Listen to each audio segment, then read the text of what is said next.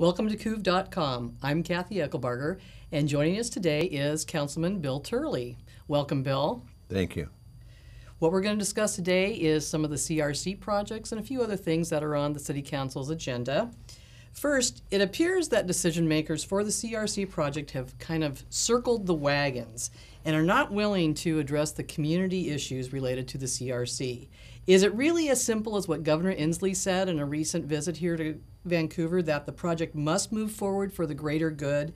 Is there still room to negotiate? As far as the term negotiate, probably not, but the project can progress with changes in the project planning. It would entail sending a revised environmental impact statement back to the Department of Transportation and have them issue a new record of decision. The time involved in this is disputed between the pros and the cons as far as the light rail and the Columbia River Crossing project is concerned. Okay, we'll kind of come locally. We have some local politicians here. State Representative Monica Stonier said in a town hall the other night that the bridge cannot be built without light rail. Is she correct in that statement?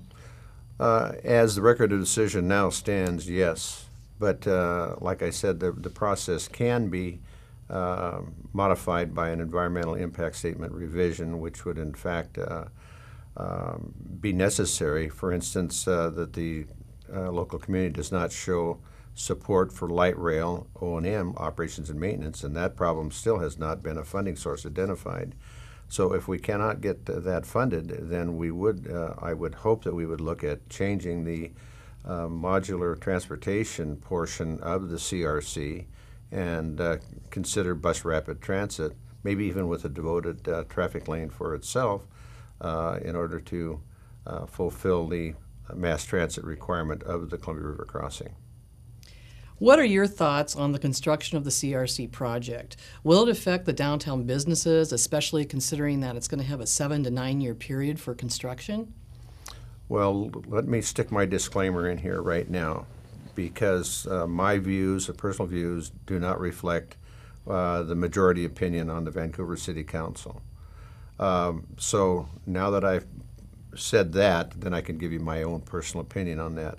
I may be more of a pessimist than a lot of people are in the downtown area. Vancouver's worked very hard. Esther Short Park project down there, trying to have more activities in the downtown area and actually revitalize that for a social as well as a business sector of the town. If you're having construction projects going in, 3 of them would be simultaneously. It would be the Columbia River Crossing, the light rail, and then the waterfront access project, which is just to the south of the City Hall there and just north of the north end of the 205 bridge. That property in about 32 acres they're developing, and hopefully that should start construction here very shortly. But if you got all of those projects going, the traffic would increase down in the downtown area. That concerns me because I don't think there'd be adequate parking there, even though you have off-street parking and some parking garages and parking lots. And then if you have to build, was it going to be 4 stations and probably about 4 parking garages down there for light rail, then I think you're going to have a lot of traffic coming on and off the ramps, and there's going to be a lot of confusion in the downtown area. I don't think that bodes well for the hotel either. The Hilton depends, their bread and butter is in conventions. If conventions don't want to come in there because of the construction during that period of time, we could see a significant drop-off in the number of people who are going to have conventions and or stay in the downtown area there at the Hilton. And that bothers me because we do have a financial interest in the success of the Hilton Hotel. Talking about the companies being affected, what about the ones that are along the river, the Kaiser Shipyards, the Thompson Metal Fab? How are those going to be affected by this project if indeed it does go through with this huge bridge that they're talking about? Well, one of the things that talking with, I do have experience in the construction trade, and recently my wife Stephanie and I talked to people who are in the engineering consultants and the engineering, the actual construction of bridges. Talked to the people from the I-35 bridge in Minneapolis who did that in less than a year. They kind of know what they're doing and have proven that time and time again. They tell me that the first thing they should have done, the company that's doing that is the David Evans company here. The very first thing they should have done was gotten the clearance on the height, bridge height. That should have been the first problem addressed, and instead of holding it off until this late in the game. Now it's a political situation, not an engineering situation. And I don't think that is the best way to have done it. So instead of having 175 feet or whatever it is on the present lift, they're talking about 116 feet. That's going to impair the river traffic on at least 2, maybe 3 of the companies, or the 4 companies that are in that area, Thompson Metal Fab, Greenberry, and Oregon Iron. All of those are going to have to cut back and scale back and/or not bid on certain projects because can't get their modules through 116 feet. It just is not enough.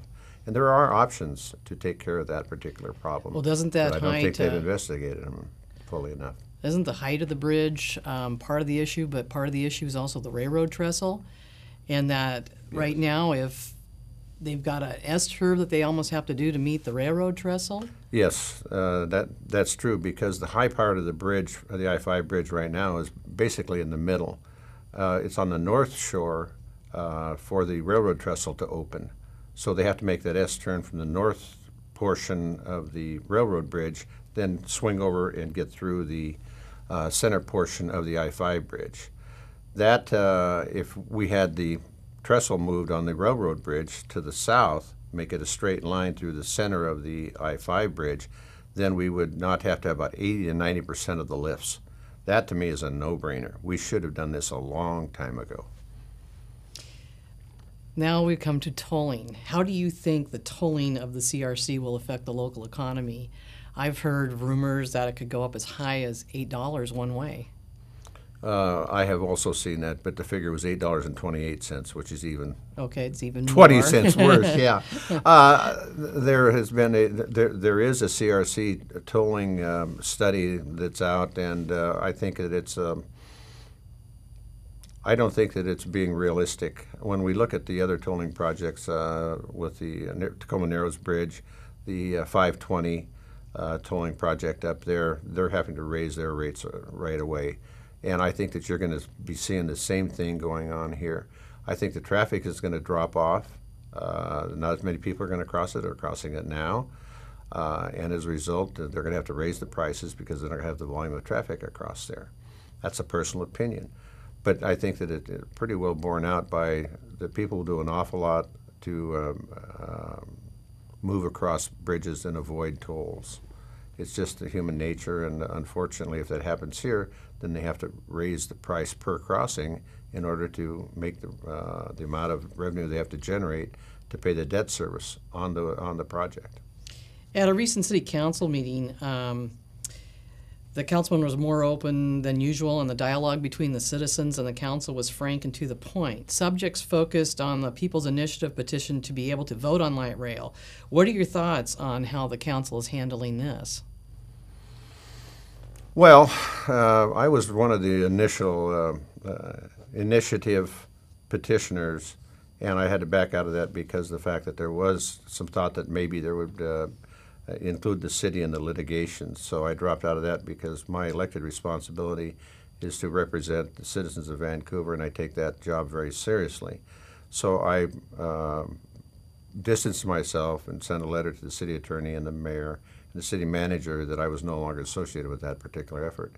I still believe in the process of the initiative process, whereby citizens get an opportunity to vote on the taxes and/or monies being spent, as well as a huge project like this.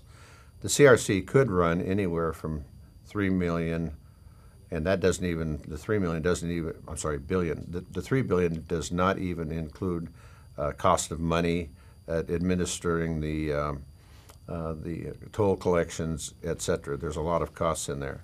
I have some other questions. Do you want to point it out on the on the map here? I pulled this map out. This is a CRC map here, and it shows different colors here. in the areas of responsibility, and I'd say financial responsibility. This area over here on the west, this is actually the south of the Columbia River, and this is Hayden Island here, and this is the on-off ramp system that they're planning on. The price tag of that is $595 million for all of these. I'd also like to point out that this particular cost on this is about $3.1 billion for this particular setup. This is a partial build. It's not a full build-out. The full build-out is about $3.8 billion. It would include the SR 500 up here, and then two other ramps here on the south side. So this 3.1 is a little misleading because the full build-out would be about $3.8 billion under today's dollars. On this thing in here, this section in here, $595 million would be the responsibility of the state of Oregon. On the upside over here, this particular map shows $435 million responsibility for the state of Washington. Pretty much close to the $450 million that they're talking about would be each state's responsibility. The federal government would have $400 million on this in here, and then the rest would have to be tolls. Tolls is going to end up being a huge portion of this. Anytime that there's a shortfall in here, they're going to go raise the tolls in order to have the money to do it. Oregon is planning on a bond issue for their $450 million. How do you and see then the that state? did not even go via the Oregon Ways and Means Committee, so they don't really know how they're going to do Other that. than tolls, do you see another way that the state of Washington is going to come up with their share for our part of the project? Well, that is a problem that's going on in the state legislature as we speak right now, is how to fund the $450 million here. We have the viaduct project in Seattle, and then Spokane has some requirements. I like to throw around some numbers, so I'm going to throw one at you right now. In the state of Washington, there's 7,744 bridges. About 5% of those, or 385, are in need of work. So if you eat up all of that money here in this one project in here, then where are you going to get the money to do the repairs that are necessary on the other bridges in the state of Washington, as well as roads and highways? So this would eat a major portion of the budget on one project, and this is going to be going on for many years. Tolls, I think, they're planning on too much going on the tolls, and that will directly impact the disposable income on the 60,000 people who live in Vancouver and go across that river. What about adding one more bridge to the mix? Why isn't the third bridge option being considered more seriously? We'd have to go into the minds of the people who developed the Columbia River project. In 2009, I ran for the city council, and that was one of my questions. I was, at that time, was advocating a bridge out 164th or even further east than that. And so the 195th Avenue one has been mentioned. On the Oregon side, they actually have arterials that could hook up to a bridge on that far in the east.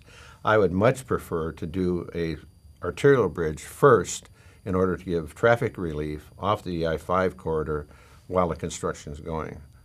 The other thing I'd like to say is that as you look at this, it's a very complex project in here.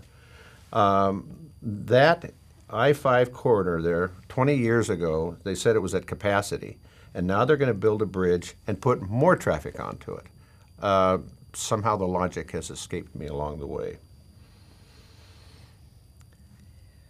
You want me to continue? I've No. got one more point. I have just All right, one more point. Okay, $595 million over here on the Oregon side. They're going to put in $450. My question is, where's the other $145 million coming on the other side? We're going to take tolls off of crossing the bridge and pay the Oregon's responsibility. I have problems with that. Any last thoughts on the CRC project before we move on to a couple of other things?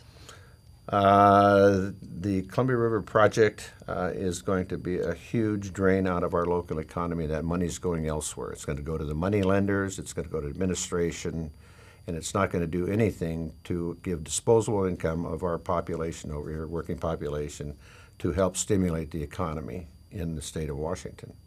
I hate seeing our money go. The other thing is that O&M fund on the light rail is going to be not less than $3 million, and that's also going to come out of the local economy. I just hate shipping money to Portland or to money lenders in the back east or overseas. Talking about money, we've heard that the city council has a financial structural deficit. Can you quickly touch on that? That's interesting in the fact that by state law, our property values can go over 1% increase per year. If you do that and you've got an inflation of, let's say, 2.5%, or 3%, it's getting away from you. As you look at the cost of just inflation of your cost of operating the city, it's going up like this, but your revenue is going up at only 1%. So that structural deficit there, we are working on a project called Project 2020 that we're going to try to revisit the way that we actually cost out and we perform and provide services to the city and have a little bit different of a financial structure in order to meet those. Is that why you changed your mind and voted for the 1% increase? Due to the state rule? That's an interesting question because I caught a lot of flack for that. But you have to realize that the budget is not the city council's budget per se. It's the city manager's budget. He has all of the assets there that do the budget forecasting, do the budgeting plan, and everything else. We got it all during the year, various phases on which way to do it. If you look at the city government, the city manager is like the chief executive officer. The city council is like the board of directors. We have no line item veto. So when you're presented with a proposal, you either yes or no on the budget. You also have a deadline that we do a biennial. So we just started a new biennium budget cycle. That would be the years 2013 and 14. So that has to be in on December 1st, has to be approved by December 1st of 2012 for the next biennium. Now, we're getting this in late November. If I say no on the budget and enough members of the council say that, then we kick it right back to the city manager, and he's got a real dilemma because it's in November and he's got to have it out and done by December 1st. That's when I said, I think I'm forced into approving this. I'm also worried about, because of the structural deficit, I am very concerned about the next two bienniums because we're facing even tighter restrictions. So now what basic services do the people want, and where will we actually continue to cut if we don't have this little bit of to a homeowner? It's not a little bit, but actually incrementally it was for this year. I thought it was essential to do it because we had some one-time costs and expenses that will not be here in the next biennium. Okay. So that was the reason I thought I was forced into it, and I did approve that. And I'm going to be very active in the next budget cycle because now I know how it works. And if anybody has any questions or issues, they're free to contact you at any time. Absolutely. Just get contact with City Hall, and they'll give you my email address. Send me an email. If you want to call me on the telephone, I've got a telephone number. And they can find all that information on the city website, correct? And by the way, we just have a new website out now that we hope that it's a little more user-friendly, and you'll be able to find the different departments, find out about permitting policies, et cetera, current events. We now have a new color-coded events calendar that's come out that is available on there, and you can print it up on your own machine at home good. and see all of the activities that are going on throughout the city. All right. Well, thank you, Bill. We really appreciate your time today, Thank you. and thank you for clearing up those questions, and thank you for coming in. Thank you. It's my pleasure anytime, and I'm looking forward to our next interview, Kathy. All right. Thank you. Thank you.